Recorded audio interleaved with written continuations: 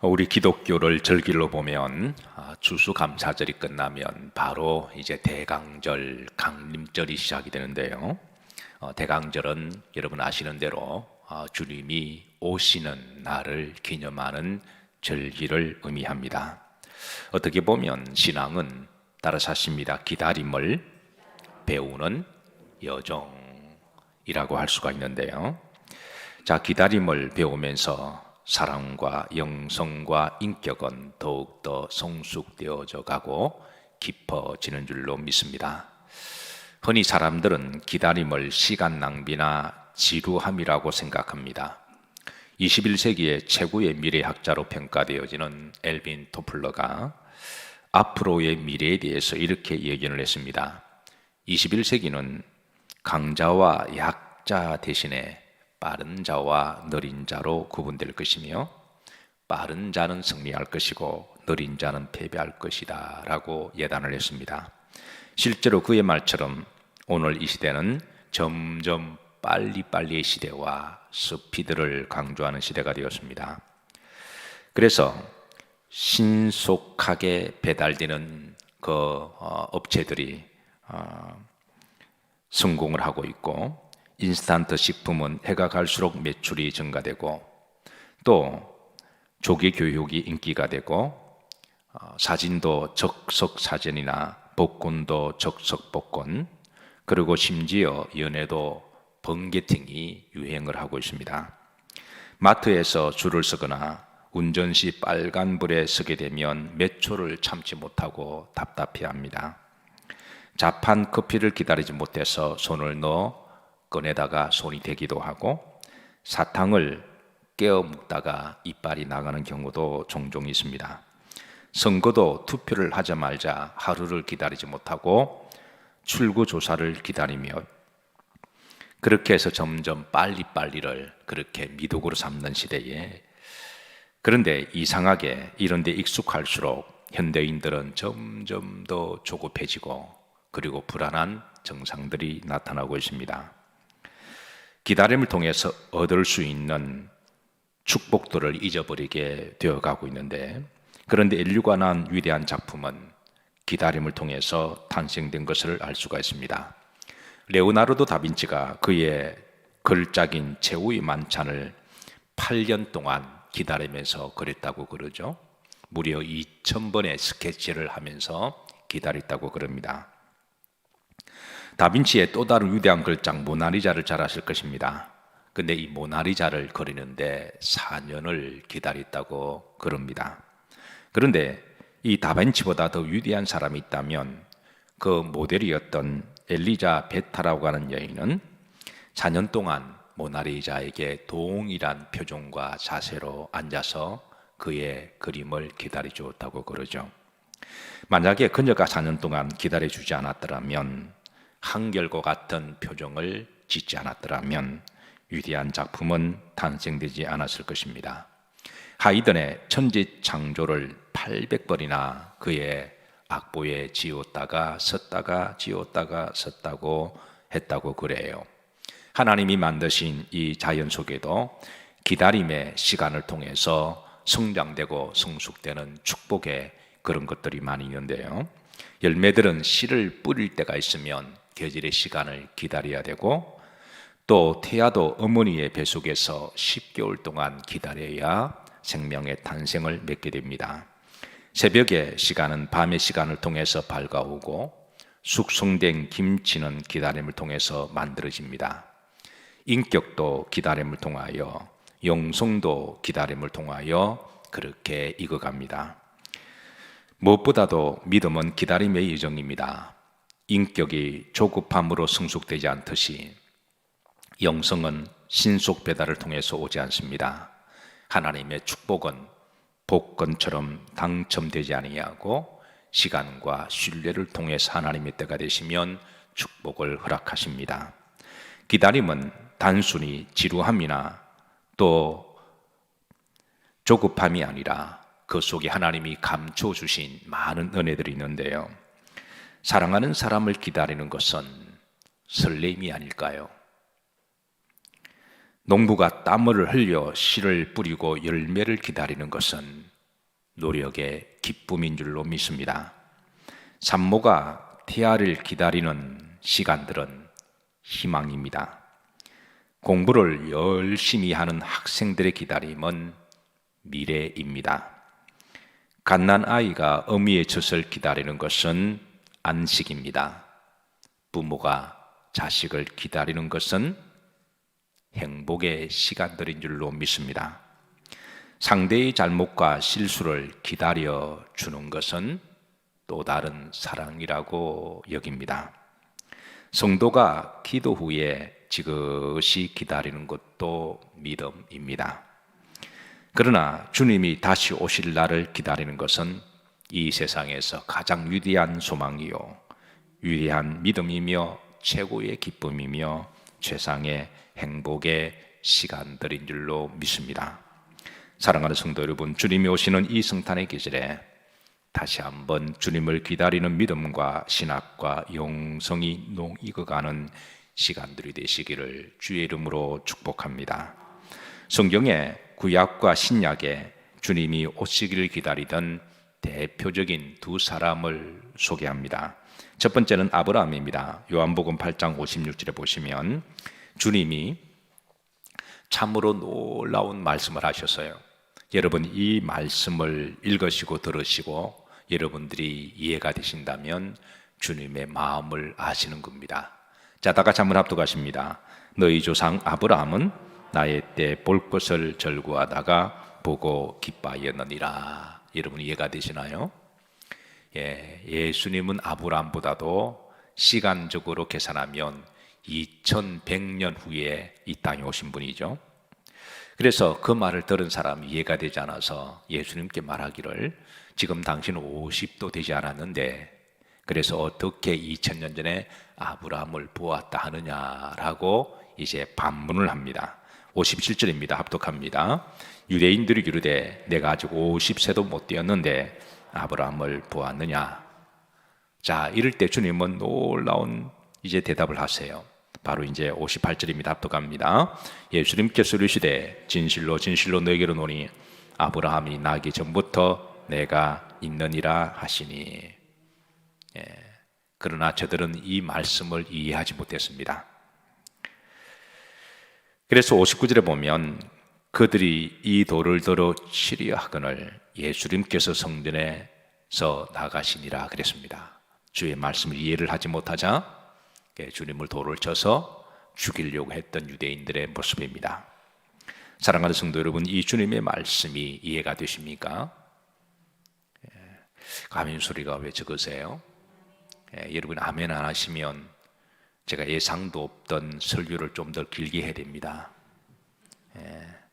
여러분들이 아멘하면 아멘 하시면 제가 더 이상 설명할 필요가 없으니 그냥 지나가도록 하겠습니다. 예배 시간이 길다 짧다 말하지 마시고 여러분들이 믿음으로 잘 반응하시면 좋은 일이 있을 겁니다. 여러분 이 주님의 말씀이 이해가 되어지시고 믿어지시면 크게 아멘 하십시다. 그럼 제가 더 이상 설명하지 않겠습니다. 사실 아브라함의 여정을 보면 그런 한평생 기다림의 여정이었어요. 하나님을 만나고 75세 그때 그의 기다림은 가나안 땅에 대한 기다림이었습니다. 그리고 그의 기다림은 자식에 대한 기다림이었는데 하나님은 25년 만에 자녀를 주셨습니다. 그러나 아브라함의 최고의 기다림은 앞으로 오실 메시아에 대한 기다림이었습니다. 그의 기다림에 대한 믿음, 소망, 열망이 얼마나 강렬했는지 하나님은 영적으로 아브라함에게 오실 메시아를 강림을 보여주셨고 아브라함은 이를 보고 기뻐했습니다. 그래 주님은 그것을 아시고 아브라함은 나의 때 볼 것을 기뻐하고 절구하다가 나를 보았느니라. 그렇게 오늘 말씀을 인용하신 것이죠. 사랑하는 성도 여러분, 이 아브라함의 기다림의 믿음이 주님이 이 땅에 오시는 성탄의 계절에 여러분의 심령 가운데 가득 행복함으로 임하시기를 주의 이름으로 축복합니다. 자, 신약의 대표 중인 한 사람을 소개합니다. 따라서 하십니다. 시므온.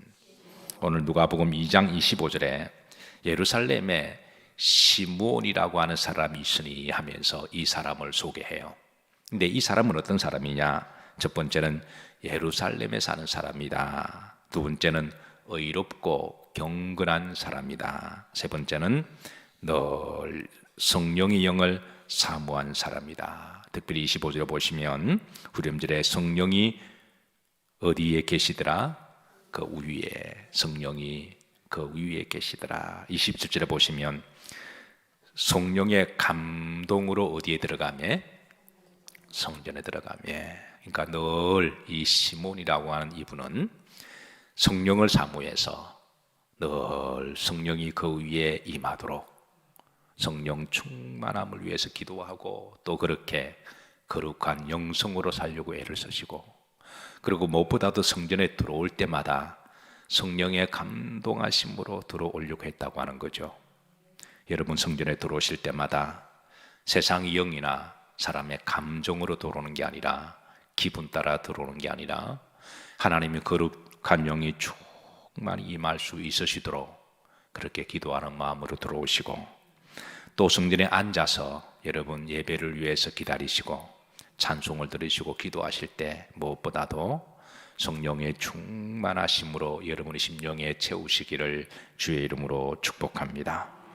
네 번째, 그는 이스라엘의 위로를 기다리는 사람이라. 이게 이스라엘 위로는 앞으로 오실 메시아를 기다린다고 하는 것이죠. 그러니까 그는 한평생 주님 오시기를 기다리며 산 사람입니다. 이때 시몬의 나이가 한 노년의 나이로 그렇게 평가가 되어져요. 그 연세가 연만하게 드신 그런 이제 때를 말씀드리는데요. 그는 한평생 주님이 오시기를 기다리며, 그는 그가 기다린 이유가 바로 주님이 오시면 주님을 맞이하시기 위해서, 그렇게 하기 위해서 주님이 오시면 의롭고 경건한 모습으로 맞이하기 위해서, 주님을 맞이했는데 의롭지 못하고 경건하지 못하면 그건 얼마나 안타까운 일일까요? 그래서 그가 의롭고 경건하게 산 목적은 그는 주님을 맞이하기 위해서 그랬습니다. 그가 성령 충만을 사모하고 거룩한 영을 충만히 유지하기 위한 것은 단순히 성령이 주는 어떤 감동을 느끼기 위함이 아니라 주님을 맞이하기 위함입니다. 이 시몬이 메시아가 오신다는 이 예언적 사상을 어떻게 알았을까요? 그건 틀림없이 성경을 통해서 알았을 거예요. 성경에 말씀하신 대로 주님이 때가 되면 오신다. 이걸 제일 처음에 예언한 말씀이 창세기 3장에 있죠. 그리고 직간접적으로 성경의 여러 부분을 메시아가 오심에 대한 예언적 사상이 있는데요. 시몬이 창세 때 이 말씀을 읽고 믿었다면 시몬이 살던 때부터 이 아브라함의 시대, 이 아담의 시대까지 우리가 연대적으로 우리가 유대인들의 계산법으로 계산하면 그렇게 어려운 시간은 아닙니다. 한 3,500년 정도 계산이 되어지는데요. 유대인들은 비교적 철저히 절기 관리를 잘하기 때문에 이 3,500년의 세월을 계산하면서 오실 메시아가 그동안 3,500년 동안 오시지 않았다면 내 시대에 과연 오시겠느냐라고 하는 신앙적 회의에 충분히 빠질 수도 있다고 하는 거죠. 특히 시몬이 살던 시기는 말라기 이후로 영적인 암흑기 400년의 시간을 지내왔기 때문에, 그리고 이 400년 기간 동안은 영적인 암흑 시대였고 어떤 영적인 사인도 징조도 없던 시대여서, 그리고 많은 사람들 이때 주님이 오신다고 하는 희망에 대해서 회의를 가진 사람들도 적지 않았을 것입니다.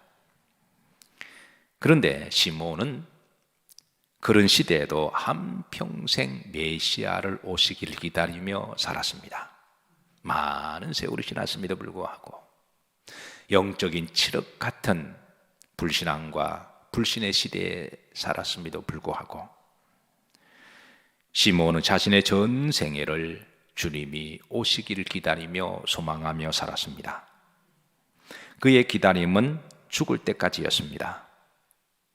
그는 단지 의롭고 착하게 살기 위해서 의롭게 산 게 아니라 주님을 기다리기 위해서 의롭게 살았다는 것을 우리가 기억해야 합니다. 그가 사람들에게 믿음 좋다라고 경건하게 칭찬받기 위해서 경건한 삶을 산 것이 아니라 그의 경건은 주님을 맞이하기 위해서입니다. 그의 성령 충만은 영적으로 어떤 알딸딸한 엑스타시를 경험하기 위한 그런 개인의 감정을 누리기 위한 그런 성령 충만함이 아니라 주님이 오시면 거룩한 영으로 충만한 그 상태가 되어서 주님을 기다리기 위해서 그런 성령 충만을 사모했습니다. 하나님은 이런 시므온의 믿음과 기다림의 신앙을 보시고 마침내 다른 사람은 몰라도 시므온의 그의 품에 아기 예수님을 안게 하시는 영광의 기쁨과 축복을 주셨어요. 주님이 땅에 오셔서 온 몸으로 주님을 가슴에 안는다고 하는 것은 여러분 최고의 은혜고 기쁨이고 축복이 아닐까요?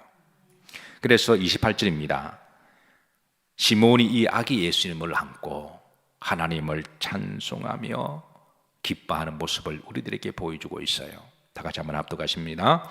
시므온이 아기를 안고 하나님을 찬송하여 이르되 그랬습니다.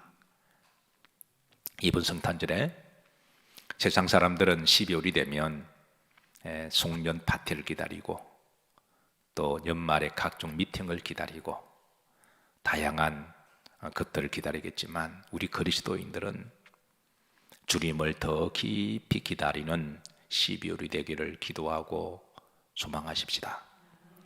이번 성탄절에 그런 기다림의 믿음으로 가득 차신 분들에게 주님이 오신 성탄절에 그 성도들이 마음속에 아기 예수님을 가득 안을 수 있는 동일한 은혜와 기쁨을 주시리라고 믿습니다.